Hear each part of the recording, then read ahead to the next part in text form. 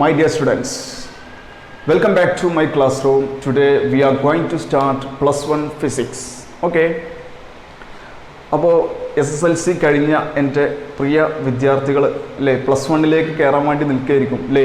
അപ്പോൾ കൊറോണ അവർക്കൊരു തടസ്സമായിട്ട് ഇങ്ങനെ നിൽക്കുകയാണ്, കൊറോണ എന്ന മഹാമാരി. ഓക്കെ, ഇനി അപ്പോൾ ഈ ഒരു സിറ്റുവേഷനിൽ നമ്മൾ കൂടുതലും ഓൺലൈൻ ക്ലാസ്സുകളെ നമ്മൾ എന്ത് ചെയ്യുന്നു, ആശ്രയിച്ചു കൊണ്ടിരിക്കുന്ന ഒരു അവസരമാണ് അല്ലേ. അപ്പോൾ ഞാൻ മുൻപ് പറഞ്ഞതുപോലെ തന്നെ എന്ത് ചെയ്യാം, മാക്സിമം ഇങ്ങനത്തെ സോഴ്സുകളൊക്കെ എന്ത് ചെയ്യാം, യൂട്ടിലൈസ് ചെയ്യാം.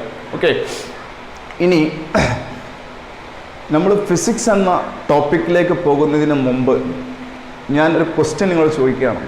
What is your opinion about physics? ഫിസിക്സിനെ കുറിച്ച് നിങ്ങളുടെ അഭിപ്രായം എന്താണ്? പല ആളുകളും പല ആൻസറും തരും അല്ലേ. ചില ആളുകൾ പറയും വളരെ എളുപ്പമാണ് അല്ലേ, വളരെ എളുപ്പമാണ്, പഠിക്കാൻ സിമ്പിളാണ്. ചില ആളുകൾ പറയും കുഴപ്പമില്ല അല്ലേ. മറ്റുള്ളവർ പറയും എന്തു പറയും, വളരെ ടഫാണ്, വളരെ പ്രയാസമാണ് പഠിക്കാൻ അല്ലേ. ഇങ്ങനെ 3 ആൻസർ എനിക്ക് പ്രതീക്ഷിക്കാം അല്ലേ. നമുക്ക് ഇവരെല്ലാവരെയും കൂടി ഒരു ആൻസറിലേക്ക് എത്തിക്കണം. ഓക്കെ, അതിന് വേണ്ടിയിട്ട് നമുക്ക് 2 ടൂളുകൾ നമ്മളെ കയ്യിൽ മതി.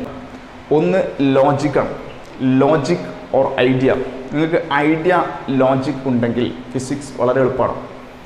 രണ്ടാമത്തെ ടൂൾ മാത്തമാറ്റിക്കൽ എബിലിറ്റി, കണക്കിൽ നിങ്ങളെ കഴിവ്. ഇതുമുണ്ടെങ്കിൽ, ഈ രണ്ടുണ്ടെങ്കിൽ ഫിസിക്സ് എന്തായി, സിമ്പിളായി, വളരെ സിമ്പിളാണ്. ഓക്കെ, അപ്പോൾ ഇത് ഇനി അപ്പോൾ ചില കുട്ടികൾ പറയും എനിക്ക് മാത്തമാറ്റിക്സ്, എനിക്ക് കണക്ക് വളരെ വീക്കാണ്. പ്രശ്നമില്ല, കുഴപ്പമില്ല, നമുക്ക് ഫിസിക്സിൽ ആവശ്യമുള്ള മാത്തമാറ്റിക്കൽ ടിപ്സൊക്കെ നമ്മൾ ഓരോ ടോപ്പിക്ക് കൈകാര്യം ചെയ്യുമ്പോൾ അതിൽ നിങ്ങൾക്ക് വ്യക്തമായിട്ട് പറഞ്ഞു തരും. ഓക്കെ, അപ്പോൾ ടെൻഷൻ അടിക്കേണ്ട, ഡോണ്ട് വറി. ഇനി നമുക്ക് സിലബസിലോട്ട് വരാം. നിങ്ങൾ ഇതുവരെ SSLCയിൽ കണ്ട ഒരു സിലബസ് അല്ല എവിടെ വരുന്നത്, പ്ലസ് 1 വരുന്നത്. വളരെ ഡിഫറൻ്റാണ്. ഓക്കെ, SSLCയിൽ നമുക്ക് ഏകദേശം 7 ചാപ്റ്ററാണ് പഠിക്കാനുണ്ടായിരുന്നത്, 7 ചാപ്റ്റേഴ്സ്.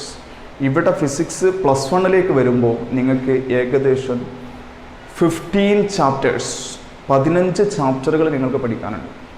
ഓക്കെ, അത് 2 പാർട്ടായിട്ടാണ് നമ്മൾ പഠിക്കുന്നത്. ഫസ്റ്റ് പാർട്ടിൽ ഏകദേശം 8 ചാപ്റ്റേഴ്സും സെക്കൻഡ് പാർട്ടിൽ 7 ചാപ്റ്റേഴ്സുമാണ് വരുന്നത്. ഓക്കെ, അപ്പോൾ ഇതാണ് നമ്മളെ കറണ്ട് സിറ്റുവേഷൻ അല്ലെങ്കിൽ സിലബസിൻ്റെ ഒരു അവസ്ഥ എന്ന് പറഞ്ഞു കഴിഞ്ഞാൽ. അപ്പോൾ ഇനി നിങ്ങൾ SSLCയുടെ ഒരു കണ്ടിന്യൂവേഷനാണ് പ്ലസ് 1. നമുക്ക് എളുപ്പമാണ്, SSLC ഇപ്പോൾ പഠിച്ചു കഴിഞ്ഞിട്ടല്ലേ ഉള്ളൂ. അപ്പോൾ അതിൻ്റെ ഒരു തുടർച്ചയാണ് എന്ന് വിചാരിച്ചാൽ അതുമല്ല. SSLCയുടെ ഒരു കണ്ടിന്യൂവേഷൻ അല്ല പ്ലസ് 1 ഫിസിക്സ് എന്ന് പറയുന്നത്. ഓക്കെ, പ്ലസ് 1 ഫിസിക്സ് ശരിക്ക് 9th ഒരു കണ്ടിന്യൂവേഷൻ ആണെന്ന് പറയാം. 9th നമ്മൾ പഠിച്ച കാര്യങ്ങളുടെ ഒരു കണ്ടിന്യൂവേഷൻ കുറച്ച്, ഫസ്റ്റ് പാർട്ടിൽ ഏകദേശം 9th ഒരു കണ്ടിന്യൂവേഷൻ കുറച്ച് വരുന്നുണ്ട്. ഓക്കെ, സെക്കൻഡ് പാർട്ട് എടുത്തു കഴിഞ്ഞാൽ ടോട്ടലി ഡിഫറെൻ്റ് ആണ്.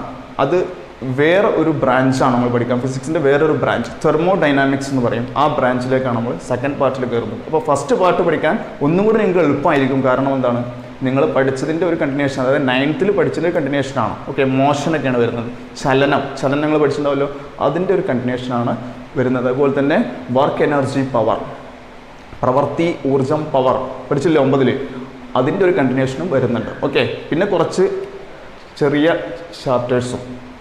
ഇനി നമുക്ക് സിലബസിലോട്ട് വരാം.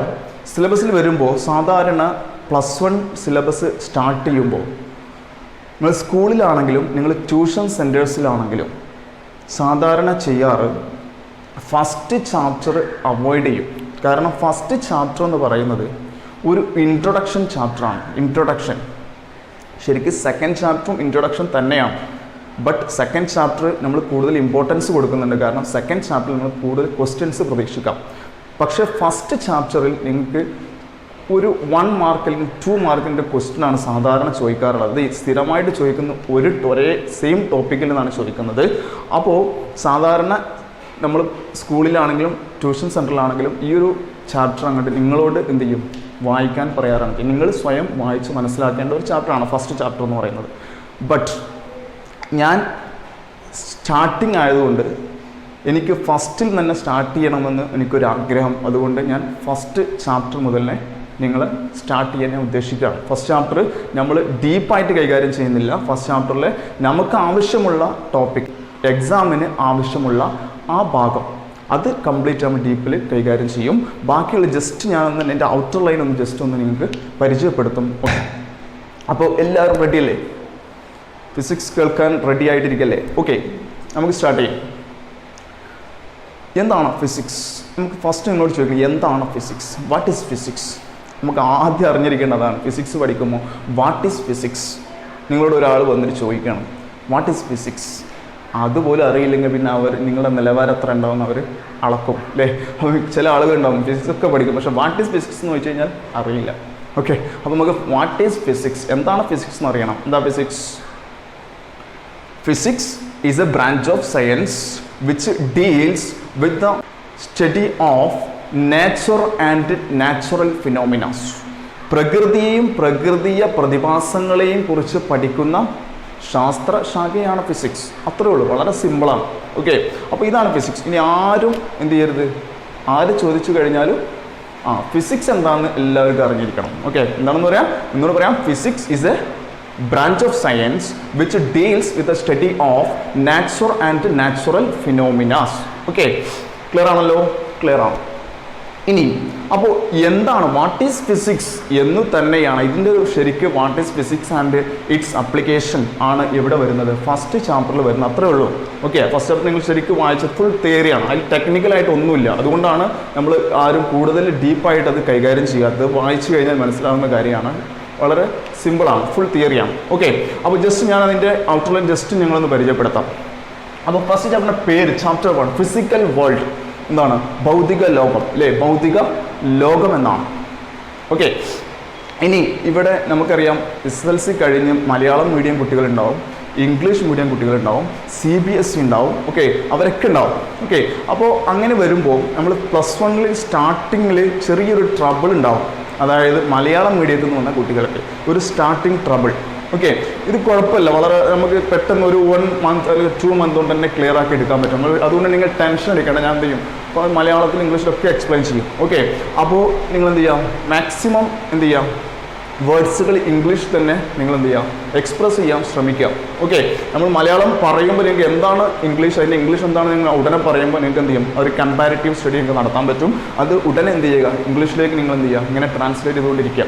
ഓക്കെ, അപ്പോൾ നിങ്ങൾക്ക് എന്ത് ചെയ്യും, പിന്നെ കുറച്ച് 1 or 2 മന്ത് കഴിയുമ്പോൾ നിങ്ങൾക്ക് എന്താവും, ഓട്ടോമാറ്റിക്കലി നിങ്ങൾ എന്താവും, സെയിം 2 മന്ത് കഴിയുമ്പോൾ എല്ലാവരും ഒരുപോലെ സെയിം ആയിട്ട് മാറും, പിന്നെ വ്യത്യാസങ്ങളൊന്നും ഉണ്ടാവില്ല. ഓക്കെ, അപ്പോൾ നമുക്ക് എന്തായാലും ചാപ്റ്ററിലേക്ക് കിടക്കാം. ചാപ്റ്ററിൻ്റെ പേര് എഴുതിയിട്ടുള്ളതാണ് ചാപ്റ്റർ 1 ഫിസിക്കൽ വേൾഡ്. ഓക്കെ, എന്താണ്? ഭൗതിക ലോകം അല്ലേ?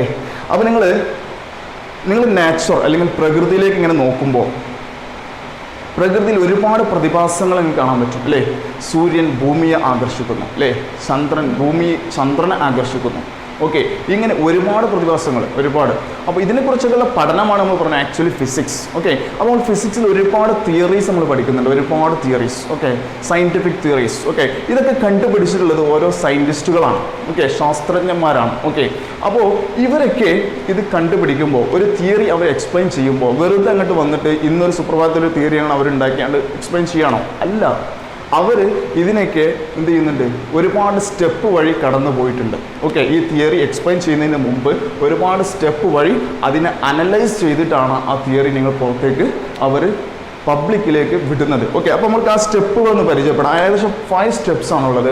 ഫസ്റ്റ് വൺ, ആ തിയറി, ഒരു സയൻറ്റിഫിക് തിയറി എക്സ്പ്ലെയിൻ ചെയ്യണമെങ്കിൽ ഈ 5 സ്റ്റെപ്സിലൂടെ കടന്നു പോകണം. ഒന്നാമത്തെ സ്റ്റെപ്പ് എന്ന് പറയുന്നത് ഒബ്സർവേഷനാണ്. ഒബ്സർവേഷൻ. 2 സെക്കൻഡ്, ഫസ്റ്റ് ഒബ്സർവ് ചെയ്യണം. നമുക്ക് ഏത് നാച്ചുറൽ ആണെങ്കിലും നാച്ചുറൽ ഒബ്സർവ് ചെയ്യാം.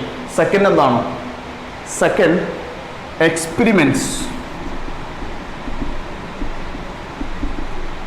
നമ്മൾ ഒബ്സർവ് ചെയ്ത് ചില കാര്യങ്ങൾ നമ്മൾ കണ്ടെത്തി. നമ്മൾ എന്ത് ചെയ്യും, നമ്മൾ ഒബ്സർവ് ചെയ്യുന്നു, നമ്മൾ പ്രകൃതി ഒബ്സർവ് ചെയ്യുന്നു, നമ്മൾ ചില കാര്യങ്ങൾ നമ്മൾ കണ്ടെത്തി, അതിൽ ആ കണ്ടെത്തിയ കാര്യങ്ങൾ വെച്ചിട്ട് നമ്മൾ എക്സ്പെരിമെൻറ്റ് കണ്ടക്ട് ചെയ്യുന്നു. Okay, experiment conduct. തേർഡ് ആണ് ക്വാളിറ്റേറ്റീവ് ആൻഡ് ക്വാണ്ടിറ്റേറ്റീവ്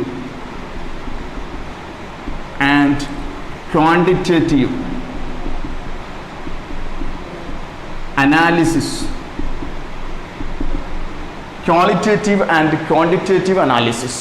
അതിൻ്റെ നമ്മൾ എക്സ്പെരിമെൻറ്റ് കണ്ടക്ട് ചെയ്ത് നമ്മൾ കണ്ടെത്തിയ കാര്യങ്ങൾ, അതിൻ്റെ ക്വാളിറ്റി എത്രയാണ്, ക്വാണ്ടിറ്റി എത്രയാണ്, ഓക്കെ, ഇതൊക്കെ എന്ത് ചെയ്യുക, കണ്ടുപിടിക്കുക, ക്വാളിറ്റേറ്റീവ് അത് അനലൈസ് ചെയ്യാം. ഓക്കെ, ദെൻ ഫോർത്ത് സ്റ്റെപ്പാണ്. അപ്പോൾ ഇത്രയും കഴിഞ്ഞാൽ നിങ്ങൾ എന്ത് ചെയ്യും, ഒരു മാത്തമാറ്റിക്കൽ എക്സ്പ്രഷനിലേക്ക് എത്തും. മാത്തമാറ്റിക്കൽ എക്സ്പ്രഷൻ,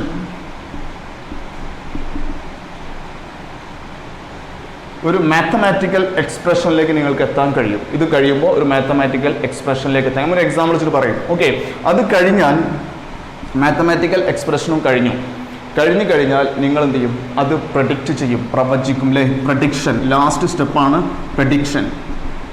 അത് പ്രഡിക്ഷൻ നടത്തും. ഓക്കെ, ഇത്രയും സ്റ്റെപ്പുകളൂടെ കയറിപ്പോയി കഴിഞ്ഞാൽ എന്താവും, ഒരു തിയറി നിങ്ങൾക്ക് എന്ത് ചെയ്യാം, നമുക്ക് ലോകത്തിന് മുമ്പിൽ അവതരിപ്പിക്കാൻ പറ്റും. അപ്പോൾ നമ്മൾ ഒബ്സർവ് ചെയ്യുക, അതിൽ എക്സ്പെരിമെൻറ്റ് കണ്ടക്ട് ചെയ്യുക, ദെൻ ക്വാളിറ്റേറ്റീവ് ആൻഡ് ക്വാണ്ടിറ്റേറ്റീവ് അനാലിസ് അല്ലേ, അതിൽ ക്വാളിറ്റിയും ക്വാണ്ടിറ്റിയും അനലൈസ് ചെയ്യുക, ദെൻ എന്ത് ചെയ്യും, മാത്തമാറ്റിക്കൽ എക്സ്പ്രഷനിലേക്ക് എത്തുക. ഫോർ എക്സാമ്പിൾ നമുക്കറിയാം ന്യൂട്ടൻ്റെ ഫോഴ്സ് ഈക്വൽ ടു ma അല്ലേ, force equal to mass into acceleration അല്ലേ, മാസ് ഇൻറ്റു ത്വരണം അല്ലേ, മാസും ത്വരണവും ഗുണിച്ചു കഴിഞ്ഞാൽ എന്ത് കിട്ടും, ബലം കിട്ടൂലേ. ഓക്കെ, അപ്പോൾ ഈ ഒരു ഇക്വേഷൻ ഇതാണ് മാത്തമാറ്റിക്കൽ ഇക്വേഷൻ. ഇത് ഈ മൂന്ന് അനലൈസ് കഴിഞ്ഞാൽ കിട്ടുന്നതാണ് ഒരു മാത്തമാറ്റിക്കൽ എക്സ്പ്രഷൻ എന്ന് പറഞ്ഞ സാധനം അല്ലേ. അപ്പോൾ ഒരു മാത്തമാറ്റിക്കൽ എക്സ്പ്രഷനിൽ ഓക്കെ, ഇത് കഴിഞ്ഞിട്ട് നമ്മൾ ലാസ്റ്റ് എന്ത് ചെയ്യും, പ്രിഡിക്ഷൻ നടത്തും. ഓക്കെ, ഇതാണ് ഇത്രയാണ് ആ സ്റ്റെപ്പുകൾ. ഓക്കെ, ദെൻ അടുത്തത് നമുക്ക് ഇങ്ങനെ ഒരു സയൻറ്റിസ്റ്റ് ഇങ്ങനെ ഒരു തിയറി കൊണ്ടുവന്നു, ബട്ട് ഇതിന് നിലനിൽപ്പില്ല, not existence for long time.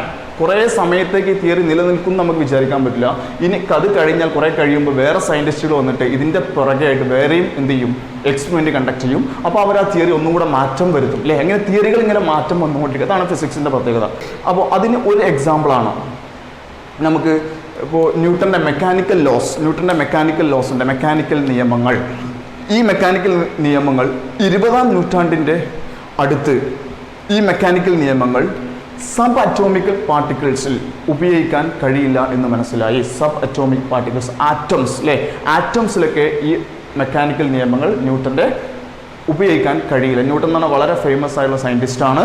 അപ്പോൾ ഈ ന്യൂട്ടൻ്റെ നിയമങ്ങൾ അതിൽ യൂസ് ചെയ്യാൻ പറ്റില്ല എന്ന് മനസ്സിലായപ്പോൾ അപ്പോൾ പുതിയൊരു ബ്രാഞ്ച് ഓഫ് സയൻസ് വന്നു, അതാണ് quantum mechanics. Quantum mechanics.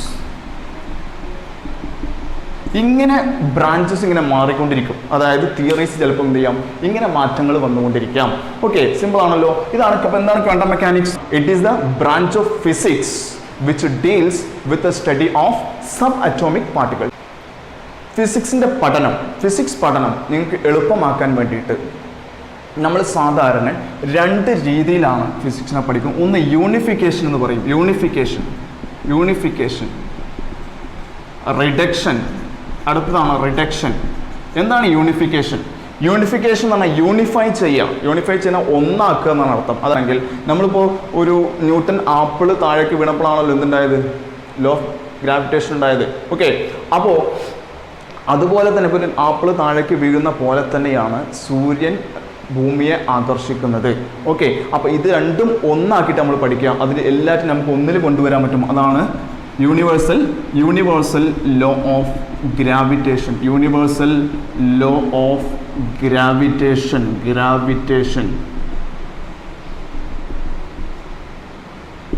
Universal law of gravitation ഇതിൽ നമുക്ക് ഉൾപ്പെടുത്താൻ പറ്റും ഇത് രണ്ടും. ഓക്കെ, അത് ഇപ്പോൾ ഇത് രണ്ടും നമ്മൾ രണ്ടായിട്ട് പഠിക്കേണ്ട ആവശ്യമുണ്ടോ? ഇല്ല. ഇതെല്ലാം എന്താണ്, നമുക്ക് ഈ ഒരു ലോ വെച്ചിട്ട് നമുക്ക് എക്സ്പ്ലെയിൻ ചെയ്യാൻ സാധിക്കും. നമുക്കറിയാം universal of gravitation F is equal to G into m1 m2 divided by r². നമ്മൾ പഠിച്ചതാണ് അല്ലേ, 9th പഠിച്ചിട്ടുണ്ട് അല്ലേ.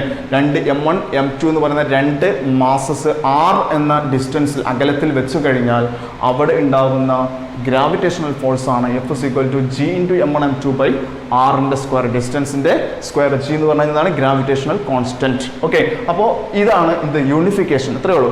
റിഡക്ഷൻ എന്താണ്? റിഡക്ഷൻ ഇനി ചില കാര്യങ്ങൾ പഠിക്കുമ്പോൾ നമ്മൾ എന്ത് ചെയ്യാൻ പറ്റില്ല, ഒന്നാക്കിയിട്ട് പഠിക്കാൻ പറ്റില്ല, രണ്ടായിട്ട് തന്നെ പഠിക്കണം, എന്നാലേ മനസ്സിലാവുള്ളൂ. ഓക്കെ, അതിന് എക്സാമ്പിൾ ടെമ്പറേച്ചർ എന്ന് പറഞ്ഞാൽ താപനില. ഓക്കെ, ടെമ്പറേച്ചർ പഠിക്കുമ്പോൾ നമ്മൾ സിമ്പിളായിട്ട് പഠിക്കാൻ നമുക്ക് എന്തിൽ പെടുത്താം, തെർമോഡൈനാമിക്സിൽ ഉൾപ്പെടുത്താൻ പറ്റും. തെർമോഡൈനാമിക്സ് എന്ന ഫിസിക്സിൻ്റെ ബ്രാഞ്ചിൽ നമുക്ക് പഠിക്കാൻ പറ്റും. പക്ഷെ ഒന്നും കൂടെ ഡെപ്തിൽ ഡെപ്തിൽ പഠിക്കാൻ പോയി കഴിഞ്ഞാൽ തെർമോഡൈനാമിക്സിൽ പഠിക്കാൻ സാധ്യമല്ല. അപ്പം നമുക്ക് പഠിക്കാൻ വേണ്ടി കൈനറ്റിക് തിയറി ഓഫ് ഗ്യാസസ്.